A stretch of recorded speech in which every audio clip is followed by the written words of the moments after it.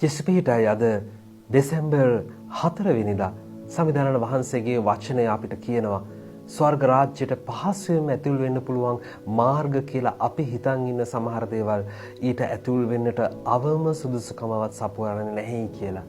මොනවද? උන්වහන්සේගේ නාමයෙන් දිවැසි වැකි කී පමණින්, දුෂ්ටාත්මයන් දුරු කළ පමණින්, නොයෙක් ප්‍රබල ක්‍රියා කළ පමණින්, දේශනා වේවා, ප්‍රාතිහාර්යයන් වේවා, සුව කිරීම වේවා, ස්වාමිනී කියා කන්නලව් කර පමණින් ස්වර්ග රාජ්‍යයට ඇතුල් වෙන්න බැහැලු. බැලු බැල්මට හරි අසාධාරණයි නේද? අපි වරදවා තේරුම් ගන්න හොඳ නැහැ. ජේසුස් වහන්සේ තාම පැහැදිලිව උගන්වනවා ස්වර්ග රාජ්‍ය සඳහා අවශ්‍ය වෙන්නේ එකම එක සුදුසුකමයි.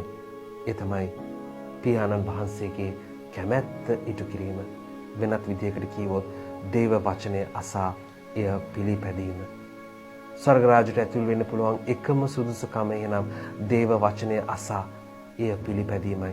දේව වචනය අහලා විතරක් මදි. එය පිළිපදින්නට අවශ්‍යයි. ඒ කියන්නේ අපි පාපයට අසු නොවී ඉන්නට වග බලා ගන්නට අවශ්‍යයි. විවිධ බාධක මැද කුරුසිය දරාගෙන යන්නට අවශ්‍යයි. වියගහ කරට ගන්නම අවශ්‍යයි. වේදනාව මැද ප්‍රේමයෙන් ජීවත් විය යුතුමයි. ඒ නිසා අපගේ ජීවිත දේව වචනය තුල ගොඩනගා ගනිමු. වැසි වසා ජලය ගලා සුරගහමා ඒකට ගැසීය. එහෙත් පර්වතය මත එය පිහිට බැවින් එය බිඳෙන වැටිනි.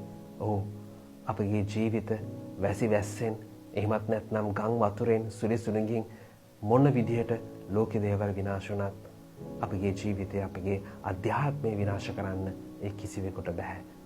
අපි ජේසුස් වහන්සේ තුල, වචනය තුල ජීවිත ගොඩනගා ගනිමු. ජෙස්පීටයි